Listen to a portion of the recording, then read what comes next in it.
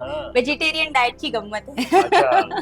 याच्यामध्ये मग वरून तेल न टाकल्यामुळं कॅलरीज ऍक्च्युली आपण म्हणतो व्हेज म्हटलं की मला फ्रँकली विचाराल तर नॉनव्हेज फूड म्हटलं तर त्यात चिकन खाल्लं आणि सॅलड खाल्लं तर आम्हाला कॅलरीज कट करणं सोपं जातं आणि आम्हाला नॉनव्हेज आवडतं सुद्धा त्यामुळे आम्ही तोच ऑप्शन बघतो.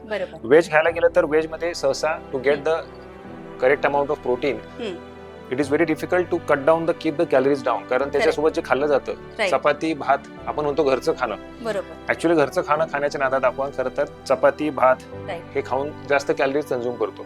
दूध घेतलं जातं फॉर प्रोटीन आणि त्यात सुद्धा कॅलरीज खूप जातात. आणि म्हणून मग 500 कॅलरीज मध्ये लंच आणि डिनर कधी व्हेज मध्ये होत नाही. इनफॅक्ट ते 1000-1200 सर्वसामान्य घरातलं आणि त्यातल्या त्यात जर जरा हौशी खाणारे असले तर त्यांच्यात 1500-2000 कॅलरीज व्हेज मध्ये सहज जातात. त्यामुळे ते डाएट माझ्या दृष्टीने खरं अवघड जातं. पण अशा प्रकारचे बाउल जर खाल्ले तर 500-550 एका वेळेस म्हटलं तर असे मी 3 वेळा खाल्ले तरी 1500 कॅलरीज मध्ये माझं अख्खा दिवस जाऊ शकतो. आणि if I have a variety like this it sounds very yummy.